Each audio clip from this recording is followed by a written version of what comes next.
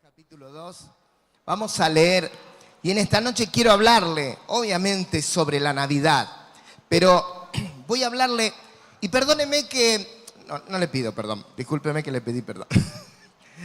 Esta noche quiero enseñarle, esta noche voy a fluir en el don de maestría, para que usted aprenda, porque si hay algo que la iglesia del Señor tiene que derribar es la ignorancia, para que nosotros entendamos.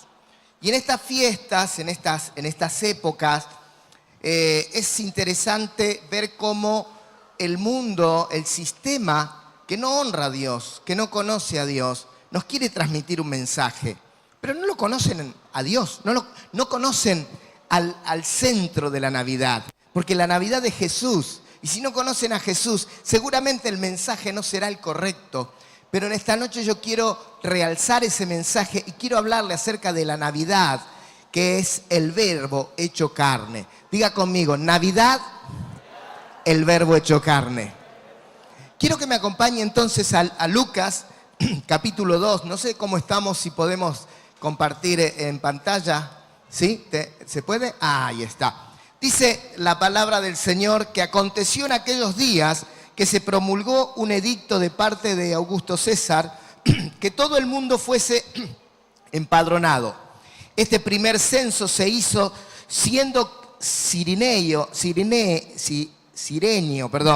gobernador de Siria, e iban todos para ser empadronados, cada uno a su ciudad. Y José subió de Galilea, de la ciudad de Nazaret, a Judea, a la ciudad de David, que se llama Belén, por cuanto era de la casa y familia de David, para ser empadronado con María su mujer, desposada con él, la cual estaba encinta. Y aconteció que estando ellos allí, se cumplieron los días de su alumbramiento, y dio a luz un hijo primogénito, y lo envolvió en pañales, y lo acostó en un pesebre porque no había lugar para ellos en el mesón. Diga conmigo, no había lugar para ellos. Qué tremendo, ¿no? Yo no me imagino esto. Las mujeres, ustedes que todas han dado a luz, piensen un poquito en esto. Imagínense de dar a luz en un pesebre. Bueno, la palabra pesebre ahora hasta suena muy romántica, pero en realidad el pesebre no era otra cosa más que a ver, ayúdeme, un establo, gracias, un establo, ¿sí? Imagine dar a luz entre caballos, entre burros, entre ovejas, ¿sí? Entre cabras, con el aroma del chivo, ¿sí? El aroma del excremento. Ahí estaban dando a luz porque no había lugar para ellos. Y dice la palabra del Señor que lo envolvió en pañales y lo acostó en el pesebre porque no había lugar para ellos en el mesón. Verso 8 dice, había pastores en la misma región que velaban y guardaban las vigilias de la noche sobre su rebaño. Y aquí se les presentó un ángel del Señor y la gloria del Señor los rodeó de resplandor y tuvieron gran temor. Pero el ángel les dijo, no temáis, porque he aquí os doy nuevas de gran gozo, porque será para todo el pueblo, que os ha nacido hoy en la ciudad de David un Salvador, que es Cristo el Señor. Diga conmigo, nuevas de gran gozo. La palabra nueva significa buenas noticias de gran gozo. Verso 12, esto os servirá de señal. Hallaréis al niño envuelto en pañales, acostado en un pesebre. Y repentinamente apareció con el ángel una multitud de las huestes celestiales que alababan a Dios y decían, gloria a Dios en las alturas y en la tierra paz y buena voluntad para con los hombres. Diga conmigo, Jesús trajo a mi vida paz y buena voluntad. Qué hermosa noticia. Esa es la gran noticia. La gran noticia es que Jesús vino a traernos paz. Pero ¿qué nos trata de imponer? esta sociedad, como le dije hace un momento, que no conoce al Salvador, que no tiene idea de quién es el Salvador. Yo me pregunto, ¿qué es Navidad para nosotros? Según el sistema que nos toca habitar, vivir, si Navidad muchas veces es simplemente Papá Noel. Usted ha visto, no hay mejor manera de representar la Navidad en los medios seculares y comerciales que Papá Noel. Pero si Navidad es Papá Noel, entonces es simplemente una fantasía infantil, ¿verdad? Porque no sé si usted sabía que Papá Noel no existe. Es una fantasía. Solamente los niños que mal engañamos los padres diciéndole que Papá Noel existe, pero no existe, ¿no? O sea, no sé si usted le había dicho a su hijo y ahora yo le estoy arruinando el pastel, pero no le mienta a su hijo. Papá Noel no existe, es un engaño, es una fantasía. Y no tiene nada que ver con Jesús. Y si Navidad es el arbolito, es simplemente un adorno incapaz de cambiar nuestras vidas. Yo veía el arbolito de Navidad de nuestra ciudad. Qué bonito, este no se va a volar. ¿Sí? Y tiene forma de arbolito, por lo menos. El anterior no sabíamos qué era. ¿Pero vio el pesebre debajo del arbolito? Qué bonito está. ¿Lo vio? ¿Lo vio a Jesús? No está. No existe. Así que si Navidad es el arbolito, es simplemente un adorno incapaz de cambiar nuestras vidas. Si Navidad es compra y es regalo, entonces Navidad es solo para los que pueden hacerlo. Y aún así, a los que lo hacen porque tienen las posibilidades, las compras le duran solamente un rato. Las cuotas le duran todo el año, pero el placer de comprar, de ese consumismo que parece satisfacer la vida, es un rato, nada más. Es más, si Navidad es simplemente la mesa familiar, sin Jesús estoy hablando, Navidad es una angustia para miles de personas que están solas. El otro día veía un comentario, decía, esta es la peor época del año para los que están solos, dice. Es que no entendieron lo que es Navidad ellos, por eso. Porque le hicieron creer que Navidad es una mesa familiar. Que no está mal, que es bonito que nos juntemos, yo me voy a juntar con mi familia. Pero Navidad no es una mesa familiar, porque si no sería angustioso para las personas que están solas. Y peor, porque muchas veces esas mesas familiares son la oportunidad para sacar a flote viejos conflictos familiares y terminar enojados hasta la próxima Navidad. Y en el mejor de los casos, la cena familiar es una noche para comer y beber hasta reventar. Al otro día, busca pina, alican, ¿sí? No sabemos qué hacer. ¿Qué puedo tomar? Me duele la cabeza. Te tomaste todo, hermano. ¿Cómo no te va a doler la cabeza? Me duele el estómago. Te comiste todo, desgraciado. Y si eso es Navidad, escuche, entonces estamos perdidos. ¿Sabe lo que dice Romanos 14, 16? No sea pues vituperado vuestro bien. Verso 17.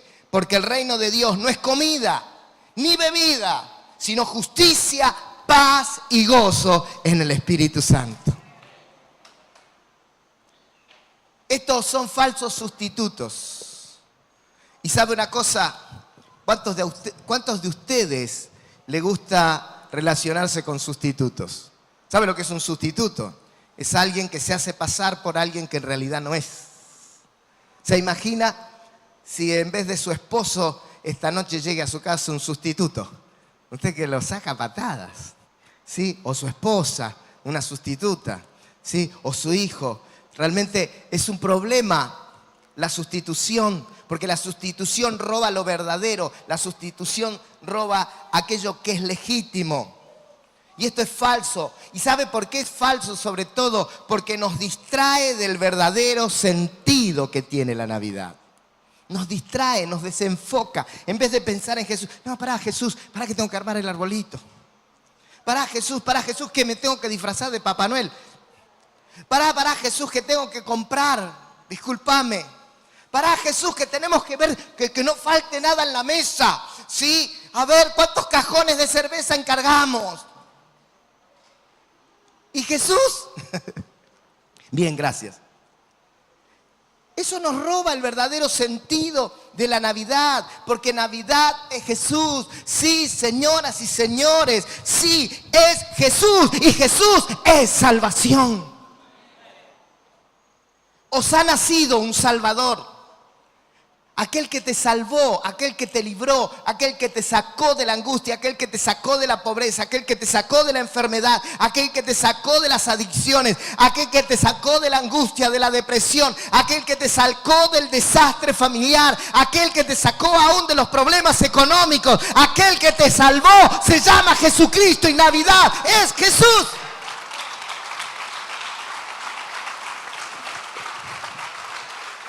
El problema, hermanos, es que en estas fechas nos gusta enfocarnos en los sucesos naturales de la Navidad. ¿Sí? Y así como hasta lo hacemos con Halloween, Noche de Brujas, algo tan opuesto, pero lo hacemos de la misma manera, ¿sí? Y como con Halloween nos lo presenta naturalmente, muy tierno, muy romántico, muy sensible, muy sentimental, y tratamos de afectar el alma. Y algunos dicen, bueno, esta es la época del año para ser buenos. ¿Qué tal si somos buenos todo el año? Y no se puede. Claro, sin Cristo no. Pero eso es Navidad, es Cristo llenando tu vida y convirtiéndote en un hombre, en una mujer de Dios, lleno del Espíritu Santo para vivir y caminar en su voluntad. Eso es Navidad. De eso se trata, mis amados hermanos. Por otro lado, existen los debates, ¿sí? ¿Hay que festejar la Navidad? No hay que festejarla. ¿Vos que sos de los que festejan? No, ¿sos de los que arman el arbolito? No arman el arbolito. Y ahí nos agarramos piña, ¿no? Nos decimos cosas por Facebook. Vos sos del diablo. No, y vos sos de Satanás. Y vos sos de... Y el Señor dice, no entendieron nada. Estos muchachos no entendieron nada. Y ahí están las grandes disputas. Pero ¿qué es Navidad para nosotros? ¿Qué es Navidad para nosotros? Para nosotros son buenas noticias de salvación. Levante su mano al cielo y diga conmigo, Navidad son buenas noticias de salvación para mi vida. ¿Por qué no le damos un aplauso a Jesús?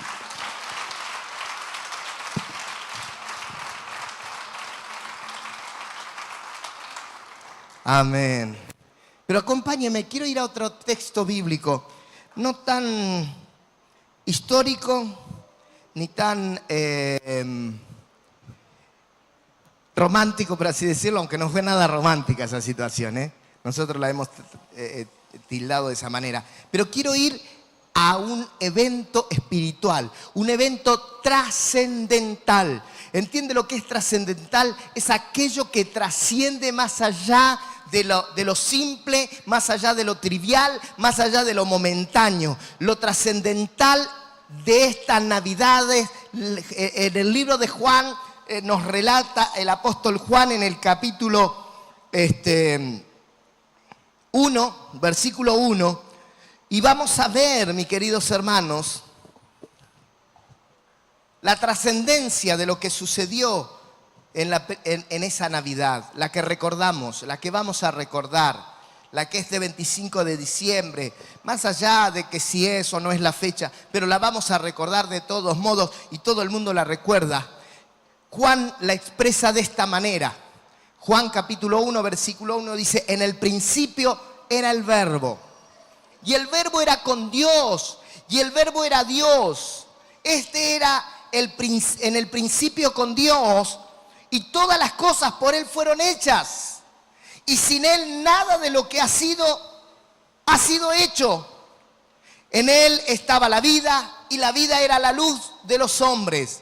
La luz en las tinieblas resplandece, y las tinieblas no prevalecen contra ella. Aleluya. ¿Sabe de quién está hablando? Está hablando de Jesús. Versículo 9 dice: y aquella luz verdadera que alumbraba a todo hombre venía a este mundo. En el mundo estaba, y el mundo por él fue hecho, pero el mundo no le conoció.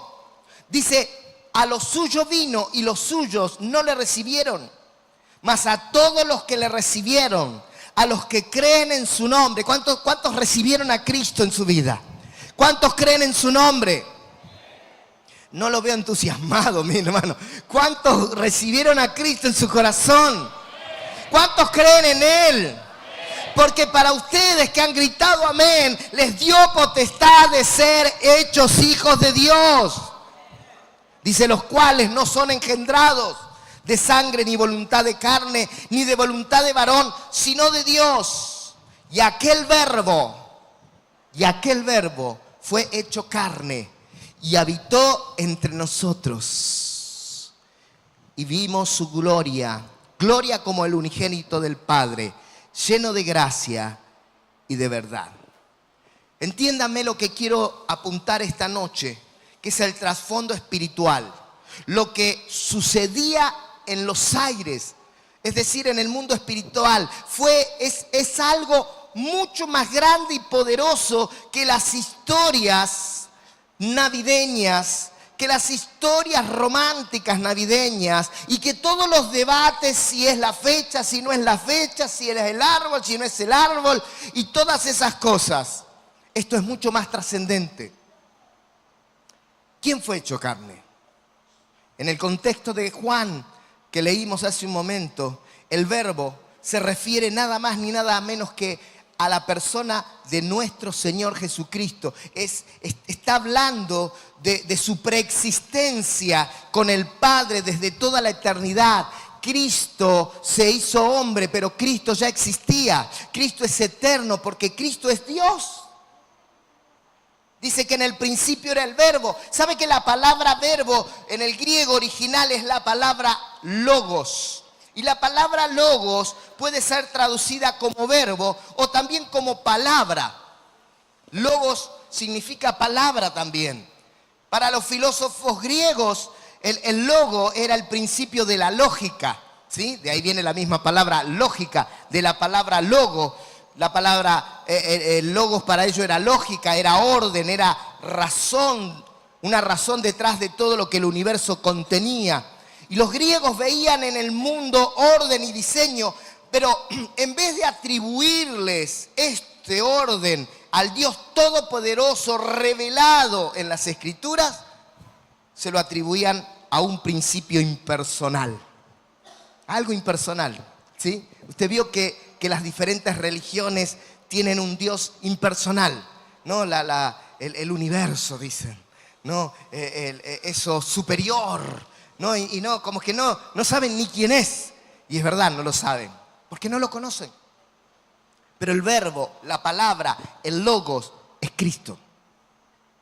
Para los hebreos el logo era la palabra de Dios, la palabra viva, la palabra activa por medio de esa palabra que Dios creó todo el universo y sigue afectando al mundo por medio de esa palabra, de su voluntad. Dice el libro de los Hebreos en el capítulo 11, por la fe entendemos haber sido constituido el universo por la palabra de Dios. De modo que lo que se ve fue hecho de lo que no se ve. ¿Y sabe por qué fue hecho? Por el logos de Dios, por la palabra de Dios, por el verbo. El Antiguo Testamento le atribuye a la palabra de Dios un gran poder. Es enviada por Dios para afectar grandes cambios. Por eso el salmista David en el Salmo 107 en el verso 20 dice: envió su palabra y los sanó y los libró de su ruina. Aleluya. Por eso cuando una palabra de Dios es soltada, es nada más ni nada menos que el poder del Dios vivo soltado sobre tu vida a través de la persona de Cristo, manifestándose dentro de ti, a través de ti, sobre tu vida. Y cuando esa palabra es soltada, el poder de Dios es soltado sobre ti.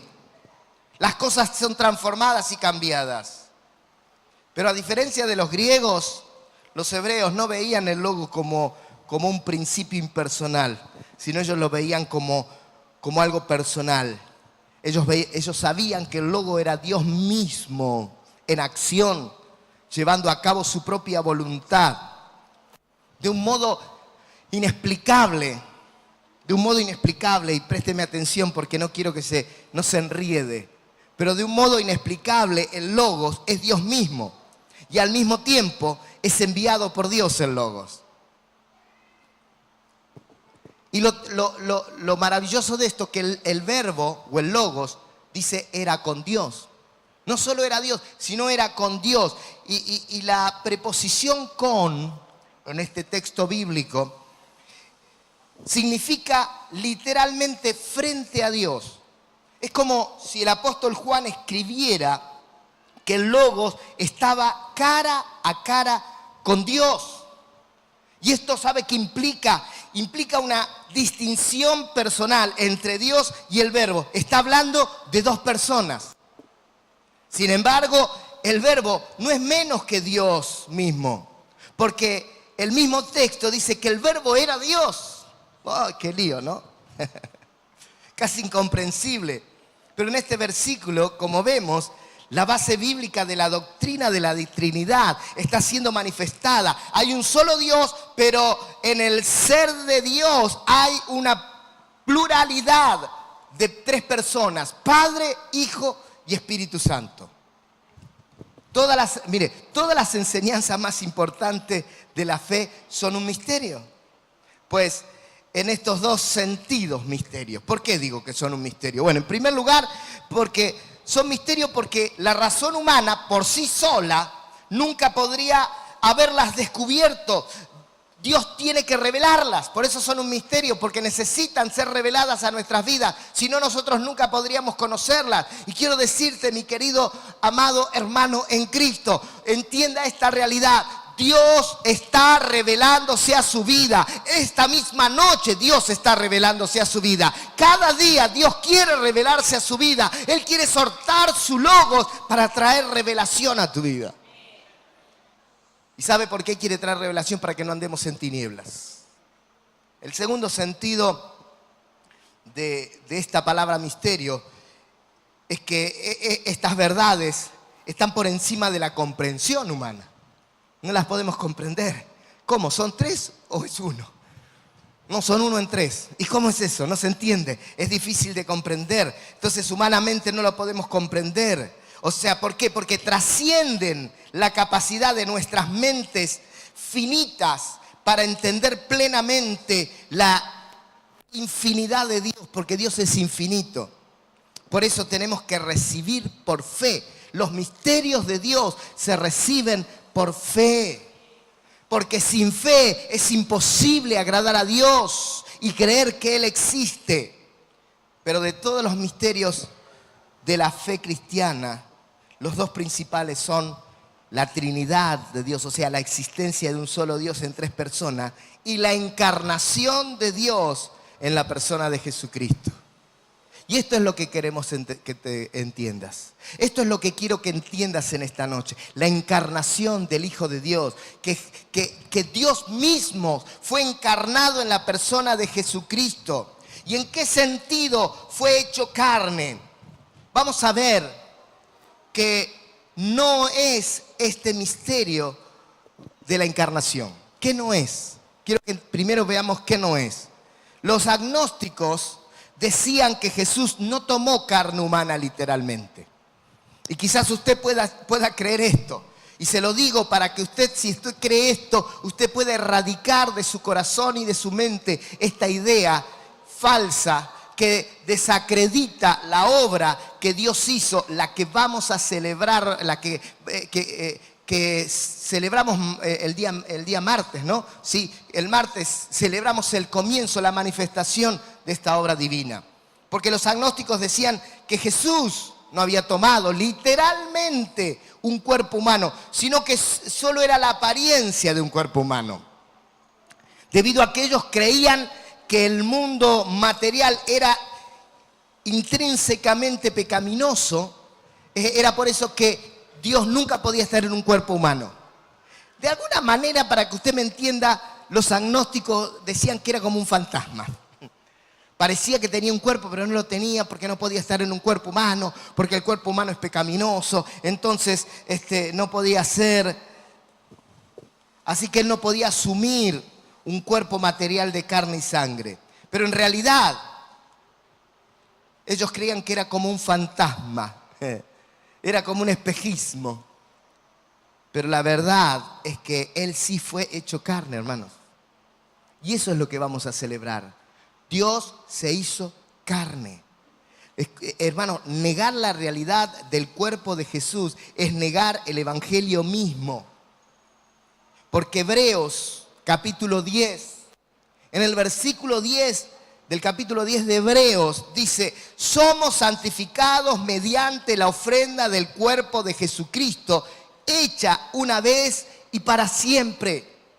Si Jesucristo no hubiera sido hecho carne, Jesucristo no podría haber sido crucificado, Jesucristo no habría podido sufrir todos los vituperios y la pasión que Él sufrió y haber derramado su sangre en la cruz del Calvario, y no podría haber sido la ofrenda perfecta para la remisión de nuestros pecados. Pero eso no es verdad. Él no era un fantasma, Él no era un espejismo, Él era un hombre hecho y derecho que nunca pecó y dio su vida por nosotros los pecadores. Aleluya. Eso es lo que vamos a celebrar estos próximos días. Vamos a celebrar a Dios tomando el cuerpo humano, tomando nuestra semejanza, siendo igual que nosotros para entregarse en la cruz por nuestras vidas. Jesús no nos salvó enseñándonos como profeta. Esa no fue la idea de Jesús, venir a salvarnos con sus enseñanzas, ni siquiera con su ejemplo de buenas obras, sino que nos salvó con el sacrificio literal de su cuerpo en la cruz del Calvario. Negar esa realidad, hermanos, esa realidad física, esa realidad dolorosa y sangrienta, es negar el mismo evangelio. Pero también había otras teorías, como la de Apolinar de la Odisea. Apolinar decía que Jesús parecía ser un hombre como nosotros porque tenía el cuerpo material de un hombre, pero detrás de este disfraz, un disfraz físico, no había un alma racional como la nuestra, sino la naturaleza misma divina. Es decir, Él no había tomado la naturaleza humana, sino se había disfrazado de hombre. ¿Sí? No sé si usted me entiende. Se disfrazó de hombre, pero no era hombre, era divino. Y esto tampoco es real. Dios se hizo uno de nosotros, porque Él, poseyendo como suya propia una naturaleza humana, fue un hombre 100%, plenamente hombre. Dice el libro de los Hebreos en el capítulo 5, verso 7, y Cristo en los días de su carne, ofreciendo ruegos y súplicas con gran clamor y lágrimas al que le podía librar de la muerte, fue oído a causa de su temor reverente. Y aunque era hijo, por lo que padeció, aprendió obediencia.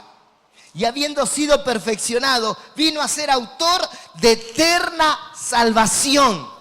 ¿Sabe por qué Él se pudo convertir en Salvador? Porque siendo hombre 100%, con un cuerpo de carne y hueso, con sangre corriendo por sus venas, un alma humana, la cual tenía sentimientos, porque Jesús lloraba, porque Jesús clamaba, porque Jesús se angustiaba, solamente llevando ese cuerpo a la cruz del Calvario, Él pudo salvarnos. Él nos salvó porque pasó por todo eso y fue obediente. Y habiendo sido perfeccionado, vino a ser autor de eterna salvación. ¿Para quién? Para nosotros que le obedecemos. Y fue declarado por Dios sumo sacerdote según el orden de Melquisedec. Él se hizo hombre 100%. ¿Me está entendiendo? Él se hizo hombre 100%. Fue tan hombre como vos y como yo. ¿Sabe por qué Él puede ser nuestro ejemplo? Porque Él fue hombre 100%. ¿Cuántas veces decimos, no? Pero mirá, le damos un consejo. Esto nos pasa muchas veces, ¿no? Los mentores, los pastores, aconsejando. Y le decimos, pero hermano, fíjate, Fíjate Jesús cómo perdonó. Fíjate Jesús cómo Él padeció. ¿Cuál es la...? Pero era Jesús. No, Jesús era tan hombre como vos y como yo. Jesús tuvo que resistir la tentación como vos y como yo. Jesús sufrió como vos y como yo. Él era 100% humano. Tuvo todas las experiencias. Pero escuche, y voy a esto. ¿Cuál fue el propósito de la encarnación? Porque esta es la buena noticia. El propósito de la encarnación. Le expliqué todo esto para que usted entendiera qué es la encarnación. Pero quiero ahora que entienda y reciba ahora esta palabra. Prepare su corazón y reciba esta palabra, que es el propósito de la encarnación. ¿Sabe cuál fue el propósito de la encarnación? Uno de los propósitos de su encarnación fue mostrar su amor por ti y por mí, por toda la humanidad, por todos nosotros. Él quiso mostrar su amor. Primera de Juan, capítulo 4, versículo 10, por favor. Si lo tiene usted, léalo. Si no, ahí está. No, perdón. Ahí está. Fíjese lo que dice. En esto consiste el amor. No en que nosotros hayamos amado a Dios, sino que Él nos amó a nosotros. Y porque Él nos amó a nosotros hizo algo. ¿Qué hizo? Envió a su Hijo en propiciación por nuestros pecados. ¡Wow! Escuche, al levantar la copa este 24 en la noche, o sea, en la víspera del 25, en los primeros minutos o segundos del 25, levante la copa recordando esta verdad. Nos amó Dios a nosotros de tal manera que envió a su Hijo en propiciación para que Él nos perdone, nos limpie y nos libre de toda la maldición y que dejemos de ser maldecidos para ser bendecidos en Cristo Jesús. Este es el amor de Dios. La encarnación es el amor de Dios. Romanos 5:8. Mire lo que dice Romanos 5:8. Busquemos Romanos 5:8. Romanos 5:8 dice, Jesús nació para morir. Dice así, ahora está turbada mi alma. ¿Y qué diré? Perdón, Juan 12:27. Perdón, Juan 12:27. Juan 12:27 dice, ahora está turbada mi alma. ¿Y qué diré? Padre, sálvame de esta hora. Pero dice, mas para esta hora, para esto he llegado a esta hora. Él sabía que Él había sido destinado a morir, a ser entregado por el perdón de tus pecados y de mis pecados. Así que en el momento más angustioso de su vida, imagínese, Él sabía que estaba siendo condenado a muerte y que Él iba a sufrir una de las muertes más dolorosas. Y Él clamó al Señor, pero Él dijo, ¿qué le diré, Padre? Líbrame de esta hora. Si para esta hora yo he llegado, para esto he venido a entregar mi vida para salvación de la humanidad, para la salvación de mis hijos, para la salvación de cada hombre y cada mujer, para la salvación de cada matrimonio, para la salvación de cada familia, para la salvación de cada hombre y mujer que Él ama entrañablemente. A eso vino. Pero lo segundo que quiero que entiendas, porque Él se encarnó, porque Él pudo amarnos y puede amarnos de lejos. Puede amarnos y decirnos, yo los amo, ahí le mando bendiciones, recíbanlas. Y está bien porque queremos ser bendecidos. Pero Él sabe, no solo envió a su Hijo por amor, sino también envió a su Hijo para identificarse con nosotros, para sentir lo que nosotros sentíamos, para estar de tú a tú, para sentirse como nosotros nos sentíamos, para que Él supiera, para que tú y yo supiéramos que Él dejó todo, su trono, su gloria, para igualarse a nosotros, para pegarse a nosotros.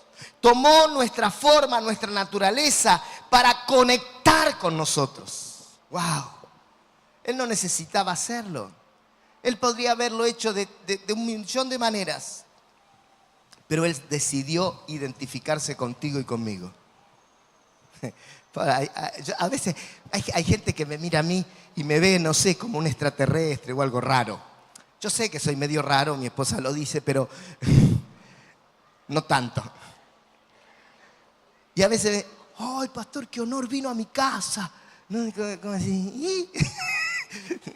En tu casa yo también vivo en una casa. Soy un ser humano.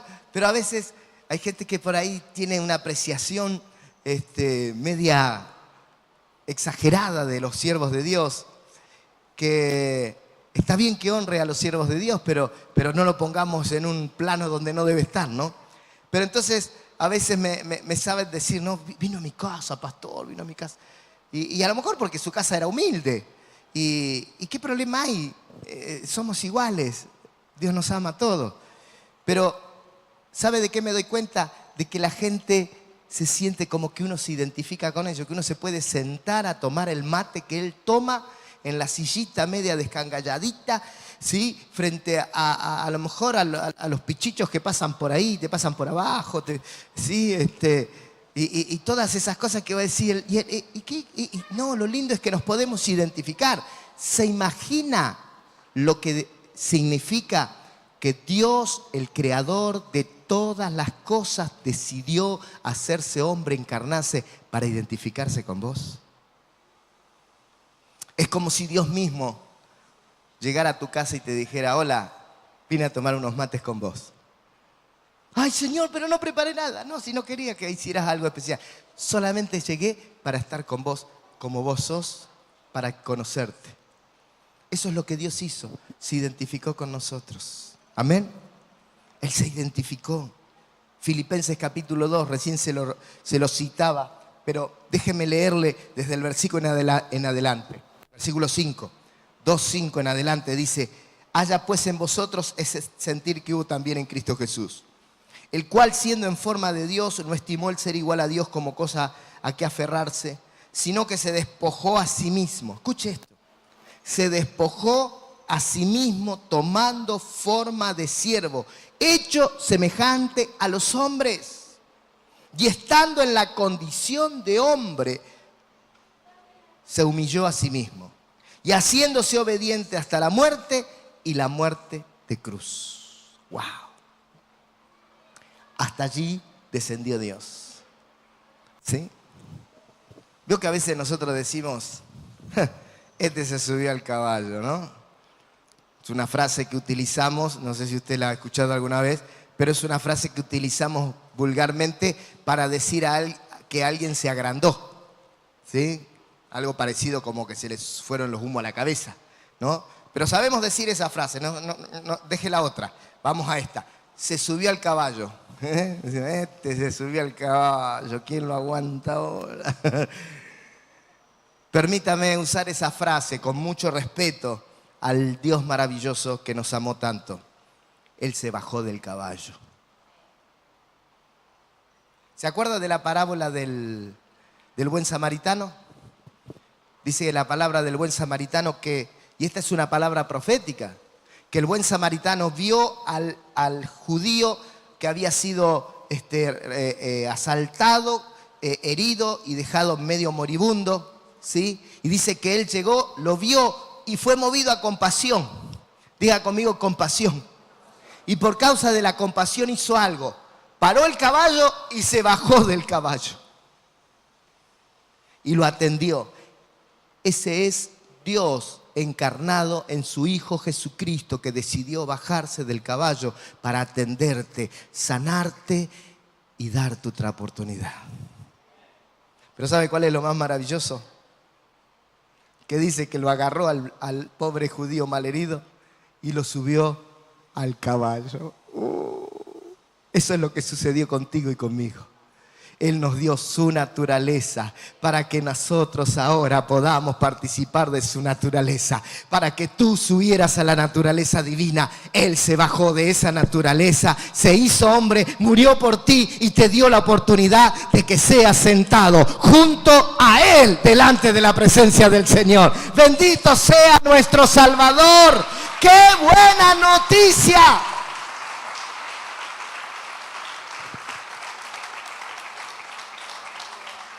Y por último y más importante, se convirtió en expiación. Se convirtió en el pago por nuestros delitos y nuestros pecados.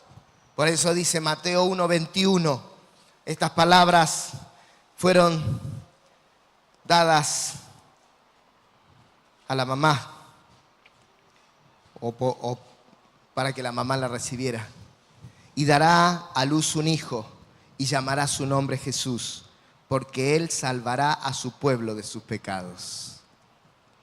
Él nació para morir. Wow. Imagínense que usted le diga, mira, ya la tenemos a Celeste embarazadita, ya le queda poco. Sí, aquí ya no da más. Aquella ya está, ya no da más. Ya no se sienta, se tira. No necesita. Me imagino, no dormís de noche, ¿eh? No dormís de noche. Ahí están, y están por dar a luz. ¿Y qué están pensando ellas? Están pensando cómo van a amar a sus hijos. ¿Sí? ¿El tuyo era varón también? ¿Varón? ¿Cómo voy a amar a mi hijo? ¿Cómo le voy a dar mi vida? ¿Cómo me lo voy a comer a beso? Le voy a comprar esta ropita. Seguramente ya armaron sus cunitas, sus piecitas y le compraron regalitos y esto y el ajuar y todo. Y ellos ya están tan contentas y están ahí. Y es más, ya están pensando que no venga ninguna bruja a robármelo cuando tenga 20 años. Porque van a ver, yo soy una leona con mis hijos. Pero se lo llevan igual, tranquila. Son más leonas que ustedes. Pero María sabía que el hijo que llevaba en su vientre, que iba a dar a luz esa primera Navidad, iba a nacer para morir. Wow. Impresionante. Nació para morir. Eso es la encarnación. Esa es la Navidad, hermano. De eso se trata. Segunda de Corintios 5:21 dice, al que no conoció pecado por nosotros, lo hizo pecado para que nosotros fuésemos hechos justicia de Dios en él. Escuche, ¿usted cree que se puede presentar a Dios por ser un buen hombre o ser una buena mujer, por haber hecho algo importante o por haber sido bondadoso con otro? No, dice que nuestras buenas actitudes son como trapo de inmundicia. Eso son para Dios. Pero dice que Él se hizo pecado para que usted y yo fuésemos justificados delante de Dios. Y usted y yo fuimos escondidos en Dios. Que cada vez que Dios nos ve a nosotros, ve a su Hijo Jesucristo. Porque nosotros fuimos sometidos en Él. Fuimos escondidos en Él. Y Cristo ahora mora en nosotros. Y ahora somos justificados por el sacrificio de Cristo delante de Dios. Y estamos en paz con Dios por medio de la fe. Todo eso fue porque un día Él fue encarnado. Romanos 4:25 también dice, el cual fue entregado por nuestras transgresiones y resucitado para nuestra justificación. Y permítame terminar con Primera de Juan 2:2. Y Él es la propiciación por nuestros pecados. Y no solamente por los nuestros, sino por la de todo el mundo. Amados, la Navidad histórica comienza con un cartel que dice, no hay más lugar. ¿Se acuerda? Así comenzó la Navidad, con una posada, con un hotel, no sé, con un hostel, como decimos hoy, donde decía, no hay lugar para ese niño que viene. ¿Y qué hizo? Nació en una cuna prestada, en un pesebre. De hecho, nació en una cuna prestada y cuando murió fue sepultado en una sepultura prestada. Y toda esta expresión de amor, este complejo desarrollo y movimiento espiritual tiene efecto en nuestras vidas cuando tú y yo le damos lugar a Él. Cuando tú y yo no decimos como aquel posadero, no hay lugar, sino que le decimos, aquí hay lugar dentro de mí, en mi corazón y en mi vida. Aleluya. Todo eso se manifiesta, todo eso toma lugar, todo eso se activa cuando tú y yo le damos lugar en nuestras vidas. Por eso en esta noche me siento obligado a hacerte la pregunta. ¿Qué lugar le diste a Cristo en tu vida? ¿Qué lugar le diste a Cristo en tu matrimonio? ¿Qué lugar le diste a Cristo en tu familia? ¿Qué lugar le diste a Cristo en tus finanzas, en tu trabajo, en tus negocios? Aún, ¿qué lugar le diste a Cristo en tu ministerio? Porque muchas veces lo dejamos a Jesús fuera de nuestro ministerio, porque nosotros somos demasiado inteligentes y sabemos cómo hacer las cosas. Te pregunto, ¿hay lugar en tu vida para Cristo? ¿Hay lugar en tu vida? ¿O tú también tenés el cartel? No hay lugar. Yo soy muy grande. Yo soy muy autosuficiente. Leíamos hoy en Juan 1, comenzando este mensaje, a lo suyo vino. ¿A qué?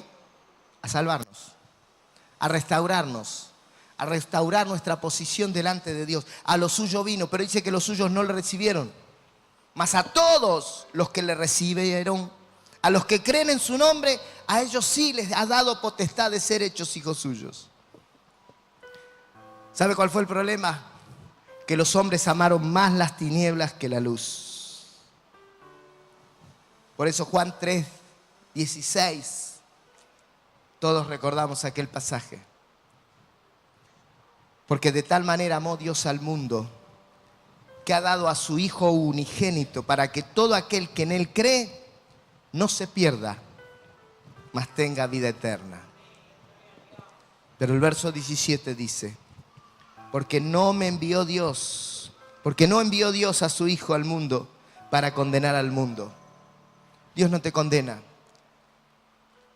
Dios no te condena. Jesús, la Navidad no te condena. La Navidad quiere sacarte de la condenación. Él no te condena, Él quiere sacarte del pecado. Él no te condena, Él quiere sacarte del error. Él no te condena, Él quiere librarte del pecado que destruye tu vida.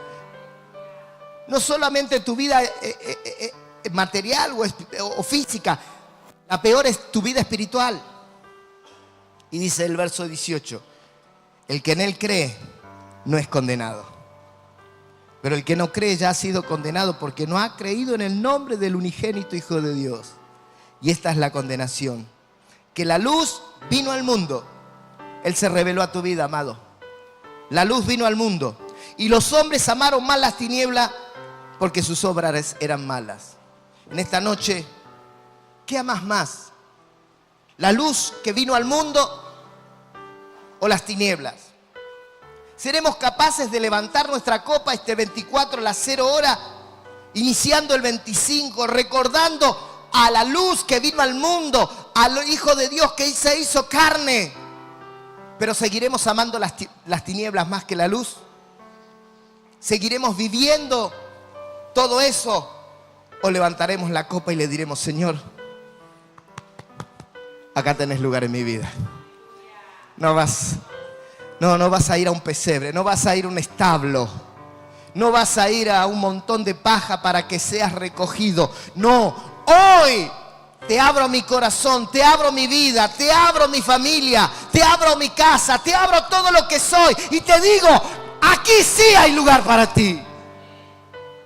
Porque eres el Dios hecho carne que ha venido a morar en mí. Navidad, hermanos, es cuando Cristo nace realmente en tu vida. Navidad es cuando Él nace en tu vida porque le diste lugar en tu vida, aceptándolo como el Señor, el que gobierne tu vida, tus decisiones. Mi Navidad fue un día de febrero, y acá me voy a deschavar, de 1975. Era muy chiquito, 11 años. ¿Sacaron cuenta? En febrero del 2019 hará, ¿está bien? 44 años.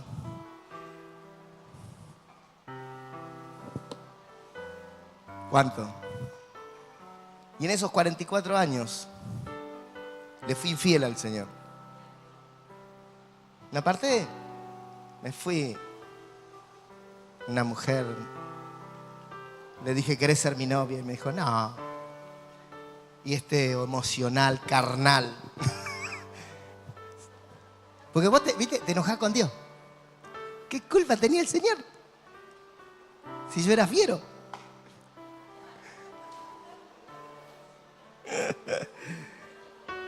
Porque hacemos eso. Ay, el pastor no me saludó, me voy de la iglesia. Son todos iguales. Y esas cosas raras que tenemos los hombres. Pero esos 24 años yo le fui infiel al Señor. Pero el Señor permaneció fiel conmigo. Y yo le dije, Señor, soy un cabezón. ¿Cómo te desprecié? Aquí está mi vida. Volvé a habitar dentro de mí. Quiero que hoy la Navidad se renueve. En esta noche, mis queridos hermanos, ¿cuánto queremos darle lugar al Señor en nuestras vidas? ¿Cuántos como el mesonero no le diremos como el mesonero, no hay lugar para vos? Que podemos decirle, Señor, hay lugar para vos. Hay lugar para vos en mi vida. En todo lo que soy, hay lugar para vos. Señor, hay lugar en mi matrimonio. Basta de vivir el matrimonio como yo quiero, como a mí me parece, porque soy hombre o porque soy mujer y me la aguanto. No, Señor, te doy lugar en mi matrimonio. Te doy lugar en mi familia. Voy a criar a mis hijos en el temor de Dios. Les voy a hablar de ti, les voy a hablar de tu amor. Les voy a enseñar que tú eres real y que ellos te necesitan. Señor, te quiero dar lugar en mis finanzas. Porque tú eres el dueño y del oro y de la plata. Y todo lo que tengo ha venido de ti, Señor. Por eso te doy lugar en mis finanzas. Aún te doy lugar en mis negocios, en mi trabajo. Porque sé que aún ahí tú tienes que estar. En esta noche aún te doy lugar en mi ministerio. Pónete de pie, por favor, donde tú estás. Y aunque esta no es una noche evangelística, ha sido una noche de enseñanza, de maestría. Pero no solo de eso, sino que toda esa maestría, toda esa enseñanza fue para que entiendas la revelación de la Navidad. Pero que en esta noche tú puedas decirle, Señor, aquí está mi vida. Quiero que hoy se haga la Navidad en mí. O que hoy la renueves en mí. ¿Cuántos en esta noche le dicen, Señor, aquí está mi vida? Yo quiero que dejes tu lugar.